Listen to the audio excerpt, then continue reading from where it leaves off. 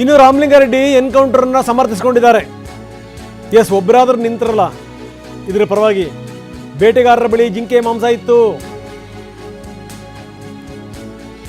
ಅವರು ಜಮೀನಿಗೆ ಹೋಗಿರಲಿಲ್ಲ, ಅದು ಕಾಡು, ಅವ್ರ ಜಮೀನಲ್ಲ. ಗುಂಡಿನ ದಾಳಿಯಲ್ಲಿ ಮೃತಪಟ್ಟವರು ಕಾಡಿನೊಳಗಡೆ ಇದ್ರು, ಕಾಡಿನ ಹೊರಗಡೆ ಅಲ್ಲ, ಜಮೀನಿನಲ್ಲಿರಲಿಲ್ಲ ಅವರು. ಇದು ರಾಮಲಿಂಗಾರೆಡ್ಡಿ ಅವರ ಹೇಳಿಕೆ. ಅರಣ್ಯ ಇಲಾಖೆಯ ಸಿಬ್ಬಂದಿ ಹತ್ತಿರದಿಂದ ಶೂಟ್ ಮಾಡಿಲ್ಲ, ಅವ್ರ ಕಾಲಿಗೆ ಹೊಡಿಬೇಕು ಅದು ಇದು ಅಂತಂದರೆ. ಸಿಬ್ಬಂದಿಯ ಗುಂಡಿನ ದಾಳಿನಲ್ಲಿ 3 ಜನ ಮೃತಪಟ್ಟಿದ್ದಾರೆ. ಘಟನೆಯಲ್ಲಿ ಅರಣ್ಯ ಇಲಾಖೆಯ ಸಿಬ್ಬಂದಿಗೂ ಕೂಡ ಗಾಯ ಆಗಿದೆ ಅಂತಾರೆ ಮಂತ್ರಿಗಳು. ಅದರ ಲೊಕೇಶನ್ ಎಲ್ಲಿದೆ? ಇದು ಫಸ್ಟ್ ಹನೂರು ಹಾಸ್ಪಿಟಲ್ಗೆ ತಗೊಂಡೋಗಿದ್ದಾರೆ ಸಭಾಧ್ಯಕ್ಷರು. ಹನೂರಲ್ಲಿ ಡಾಕ್ಟರ್ ಇರಲಿಲ್ಲ. ಆಮೇಲೆ ಏನಾಗಿದೆ, ಕೊಳ್ಳೇಗಾಲ ಹಾಸ್ಪಿಟ್ಲಿಗೆ ಹೋಗಿದ್ದಾರೆ. ಕೊಳ್ಳೇಗಾಲದಲ್ಲಿ 3 ಜನ ತೀರೋಗಿದ್ದಾರೆ ಅಂತ ಹೇಳಿದ್ದಾರೆ. ಒಬ್ಬರಿಗೆ ಗಾಯ ಆಗಿತ್ತು, ಮಹೀಮ್ ದಾಸು. ಈ ಡೆಡ್ ಬಾಡೀಸ್ನು ಕೂಡ ಕೆ ಆರ್ ಹಾಸ್ಪಿಟಲ್ ಮೈಸೂರಿಗೆ ತಗೊಂಡು ಹೋಗ್ತಾರೆ. ಮಹೀಮ್ ದಾಸು ನಿನ್ನೆವರೆಗೂ ಅಲ್ಲೇ ಇದ್ರು. ಮಹೀಮ್ ದಾಸು ಅಲ್ಲೇ ಇದ್ದು ನಿನ್ನೆ ಡಿಸ್ಚಾರ್ಜ್ ಮಾಡ್ಕೊಂಡು ಅವರು ಹೋಗಿದ್ದಾರೆ. ಅದ್ರ ಲೊಕೇಶನ್ ಎಲ್ಲಿದಾಗಿದ್ದಾರೆ ಅಂತ ತಿಳ್ಕೊಳ್ಳೋಣ. ಯಾಕಂದರೆ ಕೇಸ್ ಆಯ್ತಲ್ಲ, ಅರೆಸ್ಟ್ ಮಾಡ್ಬೋದು ಅಂತ ಅವ್ರು ಎಲ್ಲನೋ ಹೋಗಿರ್ಬೋದೇನೋ, ಇದೊಂದು. ಆಮೇಲೆ ಸಭಾಧ್ಯಕ್ಷರೇ, ಈಗ ವನ್ಯಜೀವಿಗಳು ಉಳಿಬೇಕು, ಅರಣ್ಯನೂ ಉಳಿಬೇಕು. ಅದಕ್ಕೆ ರಾಜ್ಯ ಸರ್ಕಾರ, ಕೇಂದ್ರ ಸರ್ಕಾರ ಸಾಕಷ್ಟು ಬಿಗಿ ಕಾನೂನುಗಳನ್ನು ತಂದಿದೆ. ಅರಣ್ಯ ಇಲ್ಲ ಅಂದರೆ ಪ್ರಪಂಚನೂ ಇಲ್ಲ. ಕೆಲವು ಡೌಟ್ಸ್ ಹೇಳೋರು, ಕಾಲು ಹೊಡಿಬೇಕಾಗಿತ್ತು ಅಂತ. ಬೆಳಿಗ್ಗೆ 5 ಗಂಟೆ 10 ನಿಮಿಷದಲ್ಲಿ ಆಗಿರೋದು.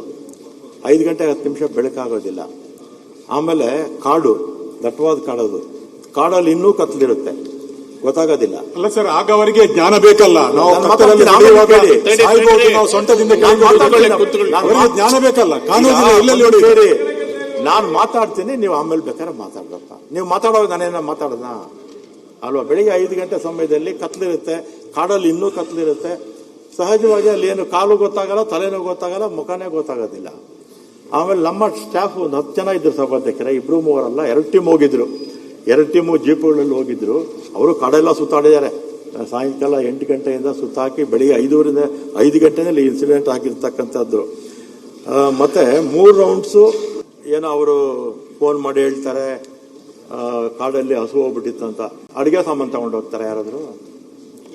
ಅಡುಗೆ ಸಾಮಾನು ತಗೊಂಡು ಹೋಗ್ತಾರ? ಹಸು ಸತ್ತು ಹೋಗ್ಬಿಟ್ರೆ 1 ನಿಮಿಷ ಇರಿ, ಹಸು ಕಳೆದು ಹೋಗ್ಬಿಟ್ರೆ ಕಾಡು ಒಳಗಡೆ 1 ನಿಮಿಷ ಕೂತ್ಕೊಳ್ಳಿ. ಕೂಡ ವ್ಯಕ್ತ ಆಗಿದೆ. ಏನು ಅಡಿಗೆ ಸಾಮಾನು ತಗೊಂಡು ಹೋಗ್ತಾರೆ ಅಡಿಗೆ ಮಾಡೋದಕ್ಕೆ? ಸಭಾಧ್ಯಕ್ಷರೇ, ಈಗ ನೋಡಿ, ಅವ್ರ ಹತ್ರ ಆಗ್ಲೇ ಬಹಳ ಡೀಟೇಲ್ ಆಗಿ ಹೇಳಿದ್ದೀನಿ. ಅವ್ರ ಹತ್ರ ಎಷ್ಟೆಷ್ಟು ಬುಲೆಟ್ಸ್ ಇತ್ತು, ಚಾಕುಗಳಿತ್ತು, ಮಚ್ಚುಗಳಿತ್ತು, ಅವ್ರು ಏನೇನು ಸಾಮಾನು ತಗೊಂಡೋಗಿದ್ದಾರೆ ಅಂತ ಅದರಲ್ಲಿ ಎಲ್ಲ ಇದೆ ನೋಡಿ. ಎನ್ಕ್ವೈರಿ ಆಗಲಿ, ಮ್ಯಾಜಿಸ್ಟ್ರೇಟ್ ಎನ್ಕ್ವೈರಿ ಆಗಲಿ ಸಭಾಧ್ಯಕ್ಷರೇ. ನಮ್ಮ ಅಧಿಕಾರಿಗಳು ಏನು ತಪ್ಪು ಮಾಡಿದರೆ ಖಂಡಿತ ನಾನು ಆಕ್ಷನ್ ತಗೊಳ್ತೀನಿ. ಆಮೇಲೆ ಅವ್ರು ತಪ್ಪಿತಸ್ಥರು ಅಲ್ಲ ಅಂತ ಹೇಳಿದ್ರೆ ಪರಿಹಾರ ಕೊಡೋದಕ್ಕೆ ಮುಖ್ಯಮಂತ್ರಿ ಮಾತಾಡ್ತೀನಿ. ಅವ್ರು ಬೇಟೆಗಾರರಾಗಿದ್ರೆ, ಅವ್ರು ಬೇಟೆ ಮಾಡೋಕ್ಕೆ ಹೋಗಿದ್ರೆ ಏನ್ ಮಾಡ್ಬೇಕು ಸಭಾಧ್ಯಕ್ಷರೇ? ಅವ್ರು ಮಂಜುನಾಥ್ JDS ಸಭಾಧ್ಯಕ್ಷರೇ, ತನಿಖೆ ಆಗಲಿ ಸಭಾಧ್ಯಕ್ಷರೇ. ನಮ್ಮ ಅಧಿಕಾರಿಗಳು ತಪ್ಪು ಮಾಡಿದ್ರೆ ಖಂಡಿತ ತಗೊಳ್ತೀನಿ. ಅಕಸ್ಮಾತ್ ಬೇಟೆಗಾರರೇ ಅವ್ರ ಬೇಟೆಗೆ ಹೋಗಿದ್ರೆ ಅವ್ರ ಮೇಲೆ ಕ್ರಮ ತಗೊಳ್ತೀವಿ ಕಾನೂನು ಪ್ರಕಾರ. ಏನೋ ಅವರು ರಾಮಲಿಂಗಾರೆಡ್ಡಿ ಅವರು ಪಾಯಿಂಟ್ ಹೇಳಿದರು. ನಿಜ, ಏನಾದರೂ ತಪ್ಪಾಗಿದ್ರೆ ಖಂಡಿತವಾಗಲೂ ಕ್ರಮ ತಗೊಳ್ತೀವಿ, ಪ್ರಶ್ನೆ ಬೇರೆ. ಆದರೆ ಅವರು ರಾತ್ರಿ ಯಾಕೆ ಹೋಗಿದ್ರು? ಬೆಳಗ್ಗೆ 5 ಯಾಕೆ ಹೋಗಿದ್ರು? ಬೆಳಗ್ಗೆ ಹೋದಂಥವ್ರು ಆಯಿತು, ಹಸು ಹುಡ್ಕಕ್ಕೆ ಹೋಗ್ತಾರಲ್ಲ ಯಾರಾದರೂ, ಈ ಆಹಾರ ಪದಾರ್ಥಗಳನ್ನ ಎತ್ಕೊಂಡು ಹೋಗ್ತಾರಾ ಅನ್ನುವಂಥದ್ದು. ಆದರೆ ಒಂದು ಮಾತ್ರ ನಿಜ, ಈ ಎಲ್ಲರೂ ನೋಡ್ತಾ ಇದ್ದೀವಿ ನಾವು, ಎಲ್ಲರೂ ಅಧಿಕಾರಿಗಳ ವಿರುದ್ಧನೇ ಮಾತಾಡ್ತಾ ಇದ್ದಾರೆ. ಅದರಲ್ಲೂ ಏನು ಅಂದರೆ ಅಲ್ಲಿನ MLA ಇಂದ ಹಿಡಿದು ಇಲ್ಲಿ ಸದನದಲ್ಲಿ ವಿಪಕ್ಷಗಳ ನಾಯಕರ ತನಕ. ಸೊ ಈ ರೀತಿ ಆಗಿಬಿಟ್ರೆ ಅಧಿಕಾರಿಗಳ ಪರವಾಗಿ ನಿಲ್ಲುವಂಥವ್ರು ಯಾರು? ಏನು ಮಾಡಬೇಕು ಅವ್ರು ಅಧಿಕಾರಿಗಳು? ನೀವು ಕಾಲು ಕೆಳಗಡೆನೇ ಹೊಡಿಬೇಕು ಅದು ಇದು ಅಂತಂದರೆ ರಾತ್ರಿ ಟೈಮಲ್ಲಿ ಅವೆಲ್ಲ ಆಗುವಂಥ ಕೆಲಸಗಳ? ತಪ್ಪ್ಯಾರ್ದಿದೆ, ಖಂಡಿತವಾಗಲೂ ಅವ್ರಿಗೆ ಶಿಕ್ಷೆ ಆಗಬೇಕು. ಆಗುತ್ತೆ, ಬೇರೆ ವಿಚಾರ. ಇದಕ್ಕೆ ಸಂಬಂಧಪಟ್ಟಂಗೆ ತಮಿಳ್ನಾಡಿನ ಮುಖ್ಯಮಂತ್ರಿ ಮಾತಾಡೋದು, ತಮಿಳ್ರಿಗೆ ನೀವು ಹೊಡೆದೀರಿ ಅಂತೇಳಿ ಅಂತ. ಇದಕ್ಕೆ ರಾಜ್ಯ ಸರ್ಕಾರ ತೆಪ್ಪಗಿರೋದು, ಏನು ಹೇಳಿದೆ ನಿನ್ನೆ, ನಾಚಿಗೇಡಿನ ಸಂಗತಿ ಇದು. ಎಸ್, ರಾಮಲಿಂಗಾರೆಡ್ಡಿ ಅವರು ಮಾತಾಡಿದಾರ ಸರಿಯಾದಂಥ ಮಾತು. ಈ ರೀತಿ ಸಮರ್ಥನೆ ಮಾಡ್ಕೊಳ್ಳಿಲ್ಲ ಅಂತಂತಂದರೆ ಹೇಗೆ ಕಾಡು ಕಾಯುವಂಥವ್ರು? ಅವ್ರಿಗೇನು ತಲೆ ಕೆಟ್ಟಿದೆಯಾ? ಆಗಲಿ, ಪೂರ್ತಿ ತನಿಖೆ ಆಗಲಿ, ತಪ್ಪು ಯಾರ್ದಿದೆ ಅವ್ರಿಗೆ ಶಿಕ್ಷೆ ಆಗಲಿ, ಪ್ರಶ್ನೆ ಬೇರೆ. ಅದು ಏನು ಅಂತ ಗೊತ್ತಾಗೋದಕ್ಕಿಂತ ಮೊದಲನೇ ಆರೋಪ ಏನಿದೆ ಅರ್ಥ ಇದು? ಅಂತೂ ಇದೊಂದು ನಾಗೇಂದ್ರ ಅವ್ರ ವಿಚಾರಕ್ಕೆ ಸಂಬಂಧಪಟ್ಟಂಗೆ ಎಷ್ಟು ಮಟ್ಟಿಗೆ ಗದ್ದಲ ಆಯಿತು. ಈಗ ಕಲಾಪವನ್ನು ಮುಂದೂಡಲಾಗಿದೆ. ನಮ್ಮ ಪ್ರತಿನಿಧಿ ಪ್ರಮೋದ್ ಶಾಸ್ತ್ರಿ ನಮ್ಮ ಜೊತೆಗಿದ್ದಾರೆ. ಪ್ರಮೋದ್ ಶಾಸ್ತ್ರಿ, ಎಷ್ಟೊತ್ತಿಗೆ ಕಲಾಪ ಆರಂಭ? ಮತ್ತೆ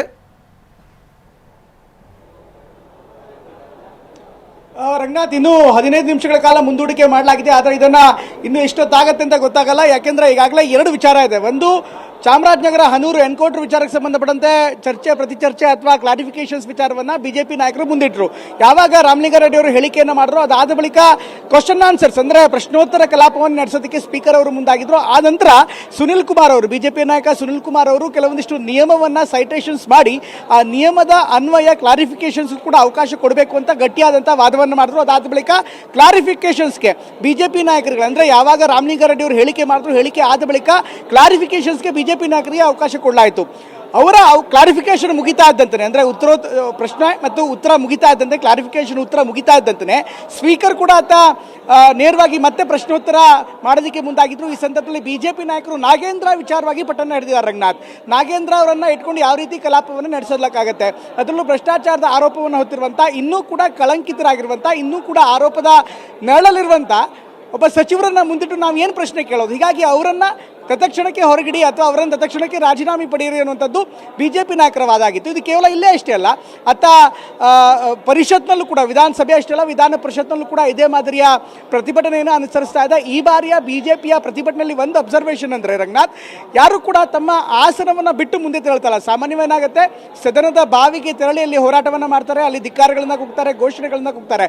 ಆದರೆ ಇವತ್ತು ಬಿಜೆಪಿಯ ಶಾಸಕರು ಯಾರಿದ್ದಾರೆ, ಸದಸ್ಯರು ಯಾರಿದ್ದಾರೆ, ಅವರು ಅವ್ರದ್ದೇ ಆಸನದಲ್ಲಿ, ಅವ್ರದ್ದೇ ಸೀಟ್ನಲ್ಲಿ ನಿಂತು ಪ್ರಶ್ನೋತ್ತರ ಕಲಾಪದ ವೇಳೆ ಪ್ರತಿಭಟನೆಯನ್ನ ಮಾಡಿದ್ರು, ಘೋಷಣೆಯನ್ನ ಕೂಡಿದ್ರು. ಹೀಗಾಗಿ ಸದನದಲ್ಲಿ ಸಾಕಷ್ಟು ಗದ್ದಲಗಳಾಯಿತು ಅಂತ ಕಾಂಗ್ರೆಸ್ನ ಶಾಸಕರು, ಸಚಿವರು ಕೂಡ ಇವರನ್ನ ಕೌಂಟರ್ ಮಾಡುವಂಥ ಪ್ರಯತ್ನ ಮಾಡಿದ್ರು. ಹಿಂದೆ ಬೇರೆ ಬೇರೆ ಸಂದರ್ಭದಲ್ಲೂ ಕೂಡ ಸಾಕಷ್ಟು ಆರೋಪ ಹೊತ್ತಿದ್ರು ಕೂಡ ನೀವು ರಾಜೀನಾಮೆ ಪಡೆದಿಲ್ಲ ನಿಮ್ಮ ನಾಯಕರನ್ನ ಅಥವಾ ನಿಮ್ಮ ಸಚಿವರನ್ನ, ಈಗ ಅನಗತ್ಯವಾಗಿ ರಾಜಕೀಯ ಮಾಡ್ತೀರಿ ಅನ್ನುವಂಥ ಗಂಭೀರ ಆರೋಪವನ್ನು ಕೂಡ ಹೊರಿಸಿದ್ರು. ಅದಾದ ನಂತರ ಪರಸ್ಪರ ಮಾತಿನ ಚಕಮಕಿ ಕೂಡ ಆಯಿತು. ಈ ಸಂದರ್ಭದಲ್ಲಿ ಸದನ ಸಂಪೂರ್ಣವಾಗಿ ಗಲಾಟೆಯಲ್ಲಿ ಉಳಿದಿರುವಂತಹ ಹಿನ್ನೆಲೆಯಲ್ಲಿ, ಜೊತೆಗೆ ಸದನದ ಯಾವುದೇ ಕಲಾಪಗಳು ಮಾಡೋದಕ್ಕೆ ಕಷ್ಟ ಸಾಧ್ಯ ಆಗಿರುವಂತಹ ಹಿನ್ನೆಲೆಯಲ್ಲಿ ಅನಂತರ ಸ್ಪೀಕರ್ ಜಿ ಎಸ್ ಪಾಟೀಲ್ ಅವರು ಸದನವನ್ನ ಮುಂದೂಡಿದ್ದಾರೆ.